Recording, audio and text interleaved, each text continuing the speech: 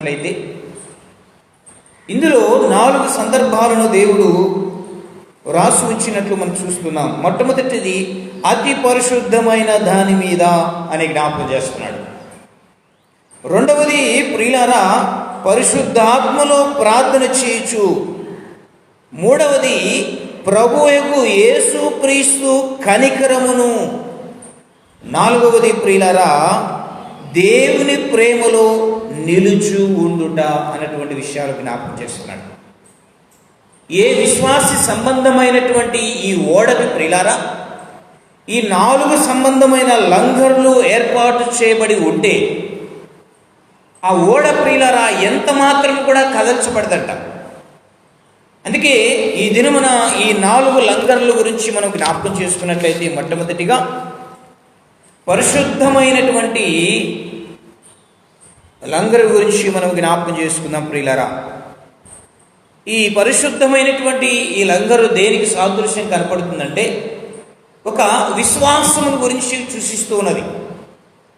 మనిషి విశ్వసించుట వేరు, విశ్వాసముతో ప్రార్థన చేయుట వేరు, విశ్వాసము మీద తన జీవితమును కట్టుకునుట లేక తన కుటుంబాన్ని కట్టుకునుట చాలా ప్రాముఖ్యంగా ఉంటుంది ప్రియులారా. ఉదాహరణకి నాకు వివాహమైనది, నాకు బిడ్డలు కలుగుతారు, నా బిడ్డలతో నేను సంతోషముగా దేవునిలో అభివృద్ధి చెందుతాను, నా బిడ్డలు ఆయుష్తో ఆరోగ్యముతో దేవుడి చేత ఆశీర్వదించబడి ఇంత ఉన్నతమైన స్థితిలో నా కుటుంబము దేవుడు ఆశీర్వదించబడుచున్నది అని విశ్వాసముతో తన కుటుంబాన్ని కట్టుకునుట చాలా ప్రాముఖ్యము ప్రియులారా. నీ విశ్వాస సంబంధమైన ఈ ఓడకు ఇలాంటి లంగరు తగిలించబడి ఉంటే ప్రియులారా ఎంత ప్రమాదకరమైనటువంటి స్థితి ఏర్పడినను కానీ నీవు కదల్చబడవంటావు ప్రియ సహోదరి సహోదరులారా. అందుకే ఈ విశ్వాస సంబంధమైనటువంటి ఈ విశ్వాసముతో నీ కుటుంబాన్ని నువ్వు కట్టుకుంటే ఎన్ని శోధనలు వచ్చినాను కానీ, అదేవిధంగా ప్రియులారా ఎన్ని వేదనకరమైనటువంటి పరిస్థితులు నీ జీవితంలో ఎదురైనను కానీ నువ్వు జడియవంటావు ప్రియులారా. అందుకే యేసు ప్రభుల వారు కూడా గలిలయ సముద్ర తీర ప్రాంతములో ఓడలో ప్రయాణం చేస్తున్నాడు తన శిష్యులు యేసు ప్రభుల వారు. అయితే కొంత దూరముకు ప్రయాణమై వెళ్ళినప్పుడు ప్రియులారా యేసు ప్రభుల వారు అలసట చేత తన ఓడ ఆమరమున తల వంచుకొని కాస్త నిద్రలోనికి జారుకున్నట్లు మనం చూశాం. ఆ సమయంలోనే ప్రియులారా ఓడ నడి సముద్రంలోనికి వెళ్ళినప్పుడు ప్రచండమైన వర్షం కురిసినట్లు మనం చూశాం. పెనుగాలి చేత సముద్రంతో ఆ యొక్క ఓడను అతలాకుతలం చేసిన విధంగా మనం చూశాం ప్రియులారా. ఆ సమయంలో శిష్యులందరూ భయపడిపోయారంట. అయ్యో మేము చనిపోతున్నాం, అయ్యో మేము ఇంకా ప్రాణాలతో బ్రతికి బయట పడలేమో అని భయపడి యేసు దగ్గరికి వెళ్ళి యేసును నిద్ర లేపి ఈ విధంగా అడిగినట్లు మనం చూసాం. ఏం ప్రభువా, మేము ఇంతగా ఈ వర్షము చేత పెనుగాలు చేత ఓడ కొట్టి బద్దలవు ఈ విధంగా ఉంటే నువ్వు ఎంత చక్కగా చల్లగా నిద్రపోతున్నావే, మేమందరము నశించిపోతున్నాము, నీకు చింత లేదా ప్రభు అని అల్ప విశ్వాసము చేత ప్రియులారా యేసు ప్రభుల వారిని అడిగినట్లు మనం చూసాము. అయితే ఆ సందర్భంలో యేసు ప్రభుల వారు ఏం చెప్పాడంటే అల్ప విశ్వాసముతో మీరు ఎంతకాలం ప్రయాణం చేస్తారు, నేను ఎల్లప్పుడూ మీతోనే ఉంటానని మీరు ఎందుకు అనుకుంటున్నారు అన్నటువంటి మాటని ఉచ్చరించినట్లు మనం చూసాం పిల్లలు. నేను ఎల్లప్పుడూ మీతో ఉంటానని మీరు ఎందుకు అనుకుంటున్నారు? నేను కొంతకాలం వరకు మీతో ఉంటాను, నా సమయం వచ్చిన తర్వాత నేను ఆరోహణమై తండ్రి యొద్దకు నేను చేరగలను కనుక నేను ఎల్లప్పుడూ మీతో ఉండను కనుక నేను లేని సమయంలో మీ ఓడను మీరు మాత్రమే చేసుకోవాలి.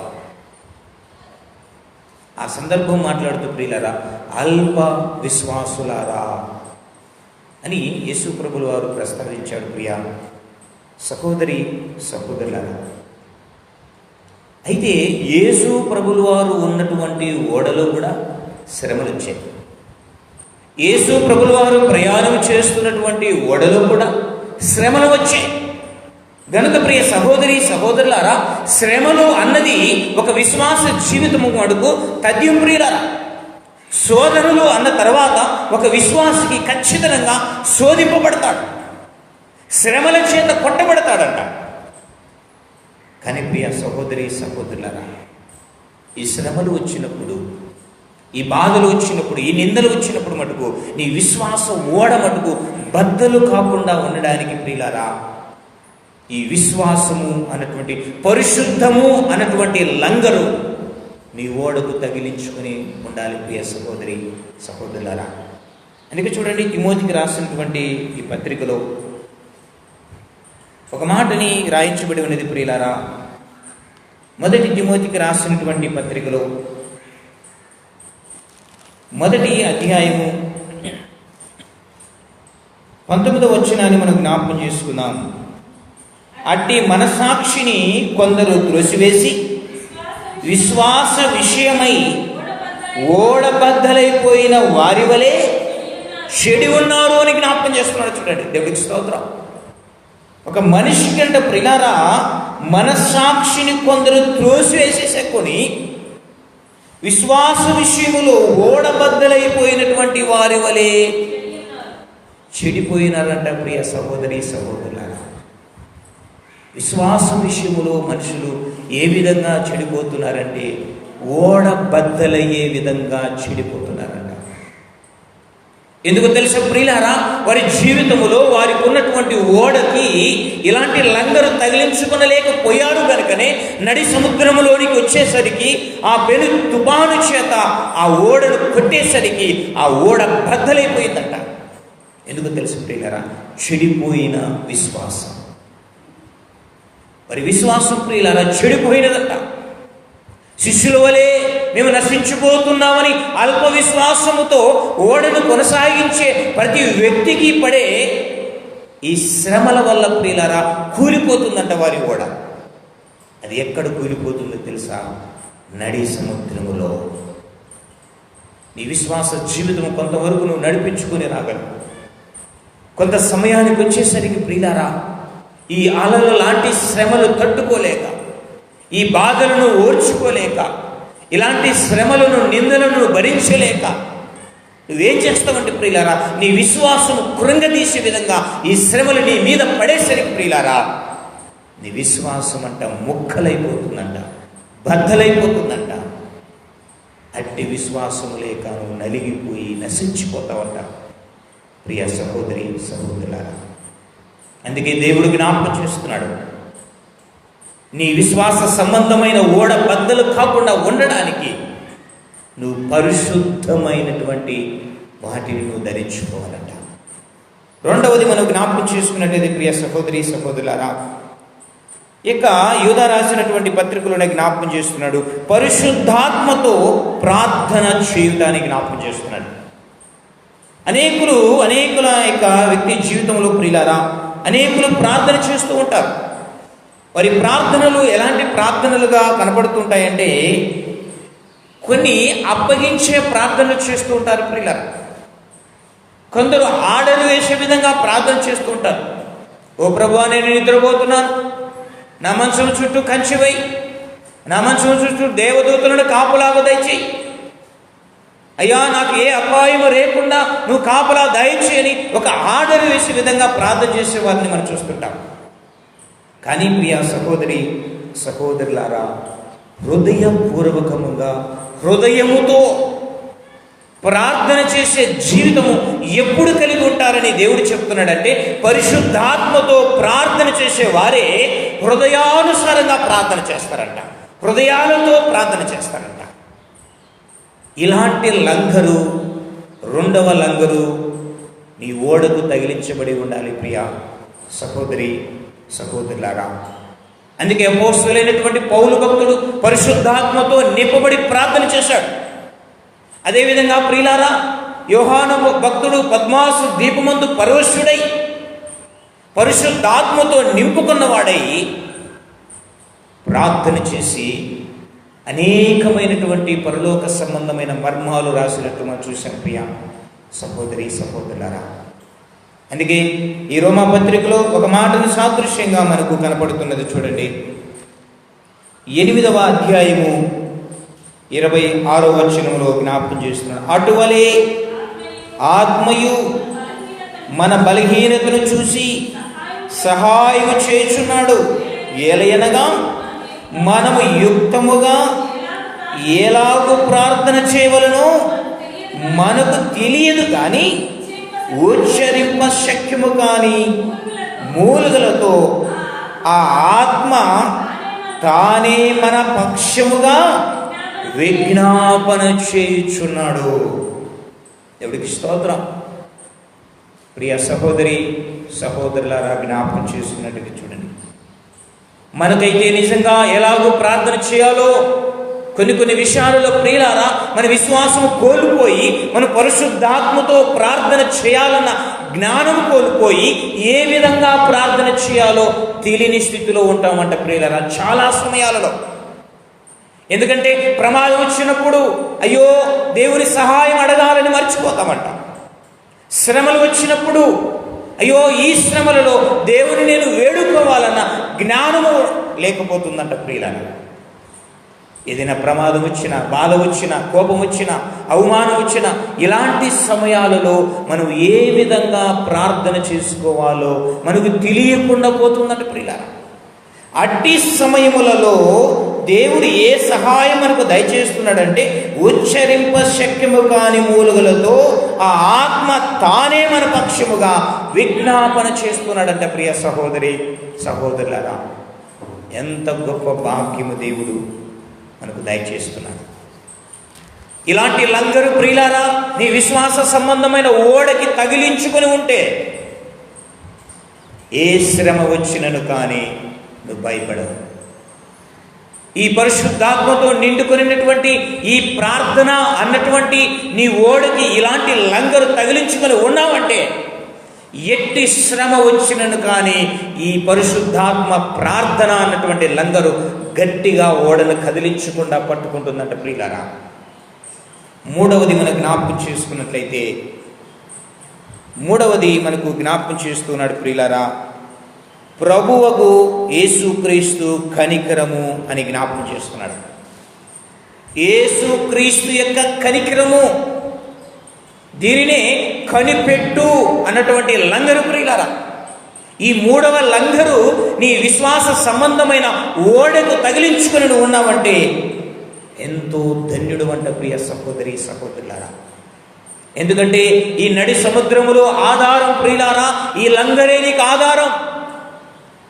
ఈ 4 మూలలా ఉంచబడినటువంటి ఈ లంగరలే ప్రియులారా ఓడను కదిలించుకోకుండా గట్టిగా భద్రంగా పట్టుకున్నటకు ఆధారం కనుక ఈ మూడవ లంగరు కనిపెట్టుకుని ఉండుట అని జ్ఞాపకం చేస్తున్నాడు. హెబ్రీయులకు రాసినటువంటి పత్రిక 6వ అధ్యాయము, దయచేసి ప్రియులారా హెబ్రీయులకు రాసిన పత్రిక 6వ అధ్యాయము 19వ వచనాన్ని మనం జ్ఞాపకం చేసుకున్నట్టు చూడండి. ఈ నిరీక్షణ నిశ్చలమవును, స్థిరమునై మన ఆత్మకు లంగరు వలె నుండు తెర లోపల ప్రవేశించుచున్నది. దేవుడికి స్తోత్రం. మరలా మాటను మనం చదువుకుంటే చూడండి ప్రియులారా, ఈ నిరీక్షణ నిశ్చలమును స్థిరమునై మన ఆత్మకి లంగరు వలె నుండు. చూసారా, నీ విశ్వాస జీవితానికి లంగరు వలె ఉంటుందంట ప్రియ సహోదరి సహోదరులారా. దేవుడే జ్ఞాపకం చేస్తున్నాడు చూడండి. నిశ్చలముగా ఉండటకై, స్థిరముగా ఉండటకై. కొన్నిసార్లు ప్రియులారా నిరీక్షణ కోల్పోతుంటాం మనం. నిజంగా నేను పరలోకానికి చేరుతానా? నేను చచ్చేంత వరకు విశ్వాసంతో ఉంటానా? అయ్యో నా బిడ్డలు విశ్వాసంతో పరలోకానికి చేరుతారా? నేను నా కుటుంబము యెహోవాను జీవించినంత కాలం పరిశుద్ధాత్మతో నేను దేవుని ఆరాధిస్తానా? అయ్యో నా పెద్ద కుమారుడు నా మాట వింటాడా అని అనేక మార్లు ప్రియులారా నిరీక్షణ కోల్పోతూ ఉంటాం. అనేక సమయాలలో ప్రియులారా మన జీవితం ఏ విధంగా అవుతుందంటే నిరీక్షణకు ఆధారం లేకోకుండా మన జీవితాలు మనం కోల్పోతుంటాం ప్రియులారా.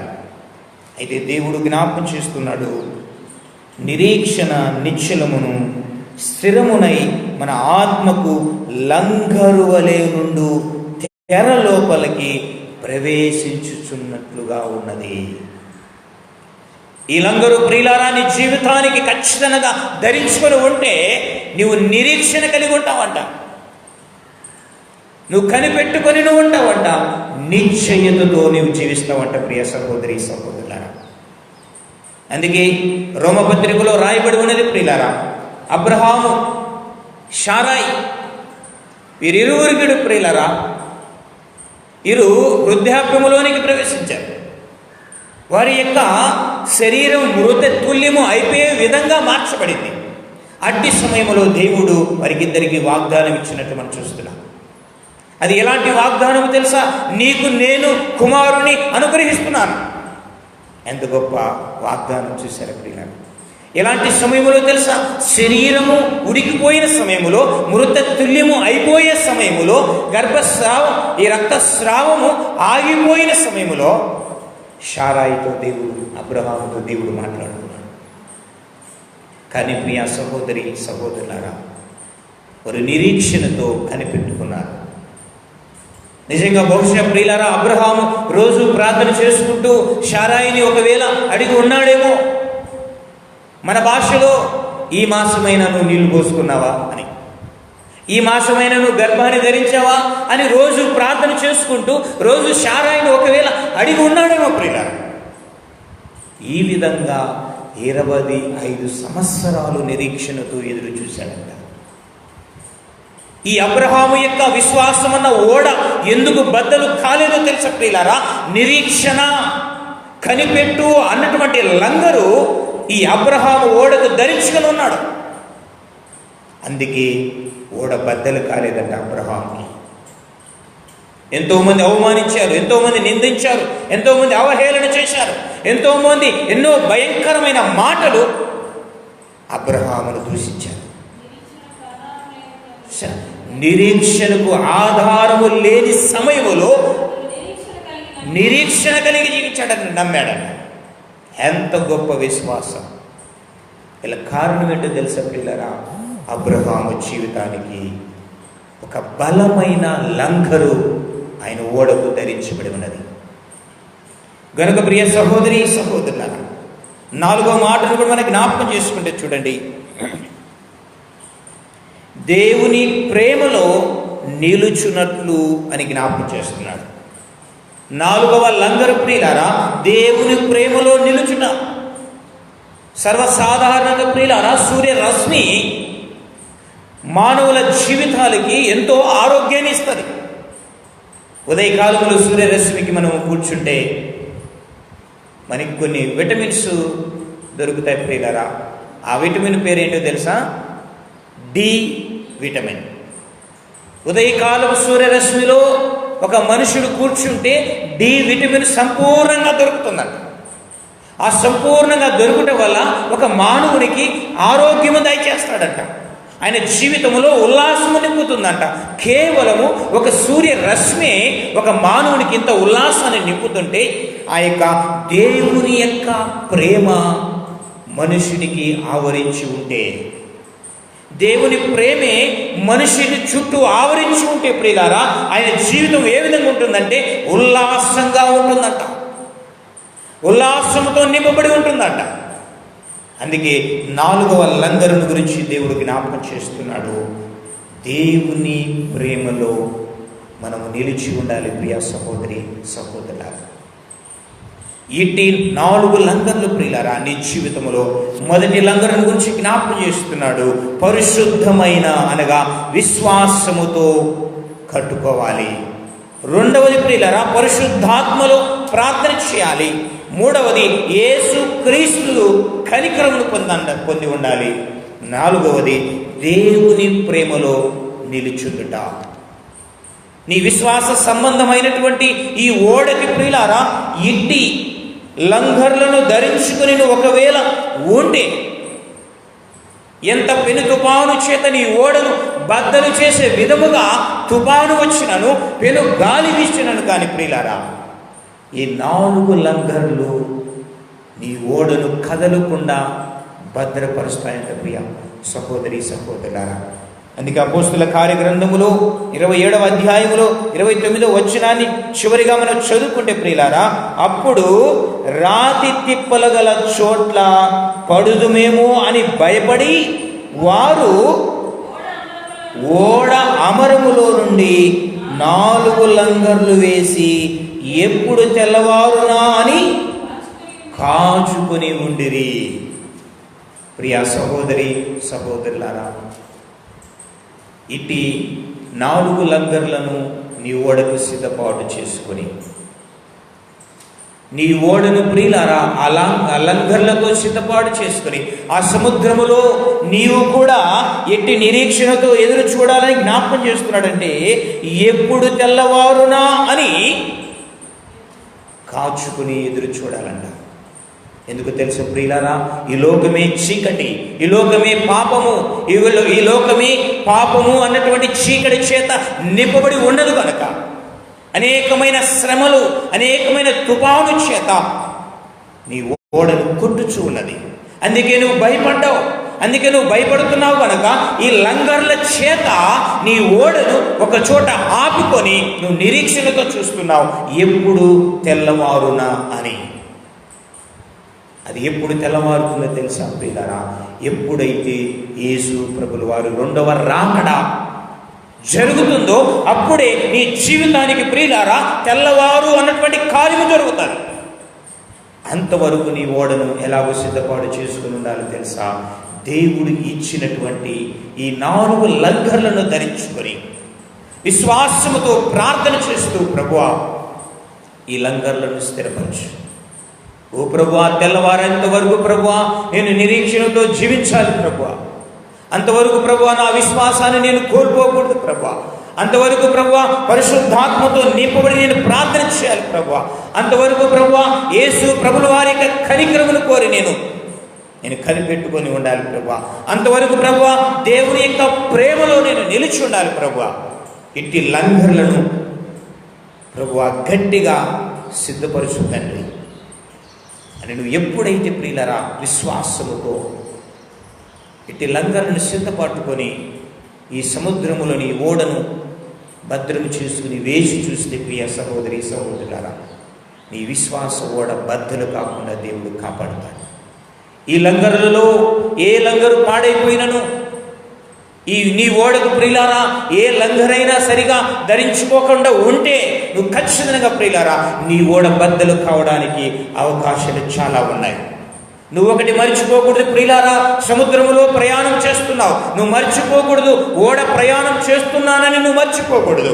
ఆ ఓడ ప్రయాణంలో ఎప్పుడైనా ఏ అలైనా కొట్టచ్చు, ఎప్పుడైనా ఏ పెను తుఫానైనా రావచ్చు, ఎప్పుడైనా ఏ పెను గాలైనా రావచ్చు.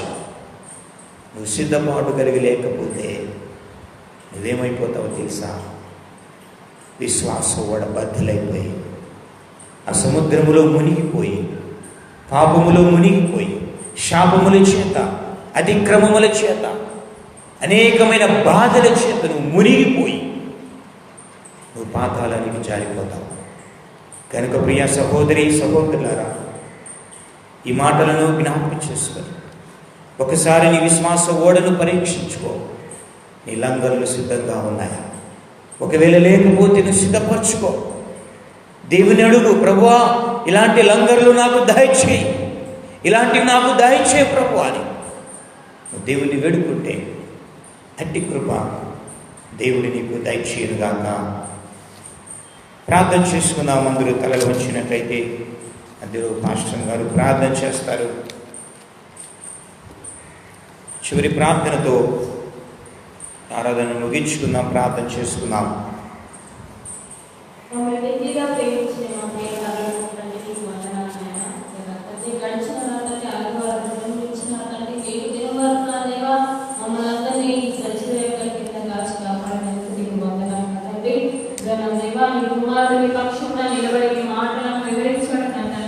మా జీవితం అనే ఓడమనండి కావాల్సిన తండ్రి అందరిలో మాకు తెలియజేసే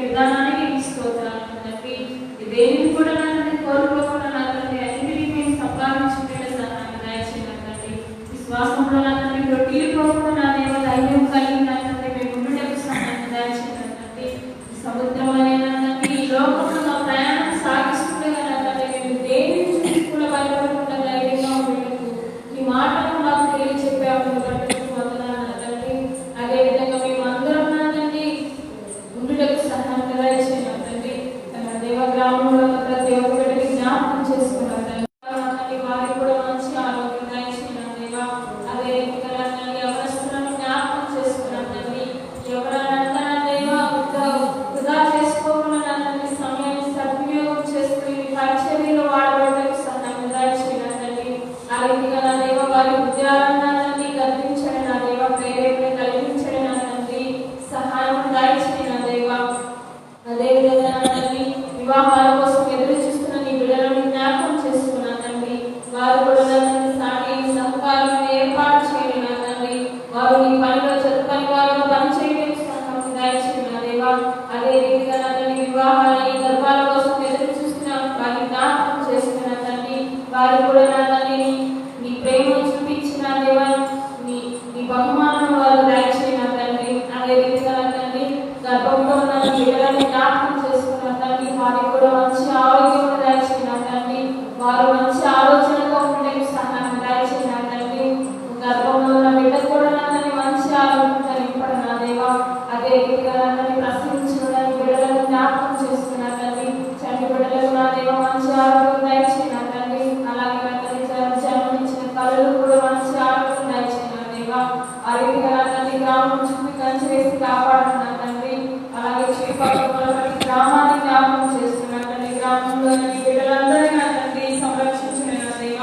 ఈ తెగులు దూరపరచని నా తండ్రి. ఎంతో మంది హృదయాలను నా తండ్రి భయం పుట్టించుండగా నా తండ్రి దయచేసి నా దేవ దాన్ని దూరపరచని నా దేవ. ఎంతో మంది నా తండ్రి ఎంతో తెలియని వారితో బోధిస్తున్నారు నా తండ్రి. ఒకసారి సహాయం దయచేసి నా తండ్రి నా దేవ. అదేవిధంగా నా తండ్రి విలువబడిన కుటుంబాలను నా దేవ వారిని జ్ఞాపకం చేసుకున్నా తండ్రి. ఆ కుటుంబంలో జరిగిన లోటులు నా దేవ నేనెవరు తీర్చలేము నా తండ్రి. నీవు తప్ప నా తండ్రి ఆ లోటు నీవు మాత్రమే నా తండ్రి తీర్చగలరు నా దేవ. సహాయం దయచేసి నా తండ్రి. తల్లి స్థానంలో తల్లిగా ఉన్నాను నా తండ్రి. తల్లి స్థానంలో తండ్రిగా ఉన్నాను నా దేవ. నీకు తప్ప ఎవరున్నారు నా తండ్రి. ఆ బిడ్డలకు సహాయం దయచేసి నా తండ్రి. ఈ రీతిగా నా తండ్రి గ్రామాలన్నింటినీ నా తండ్రి సంరక్షించిన నా తండ్రి. మేము యథావిధిగా నా తండ్రి ప్రార్థన చేసుకుని ఆరాధించే భాగ్యము దయచేసి నా తండ్రి. దయవుంచి కనికరం ఉంచి వైరస్ దూరపరచిన నా తండ్రి. దానికి కావాల్సిన నా దేవ వ్యాక్సిన్ దయచేయండి నా తండ్రి.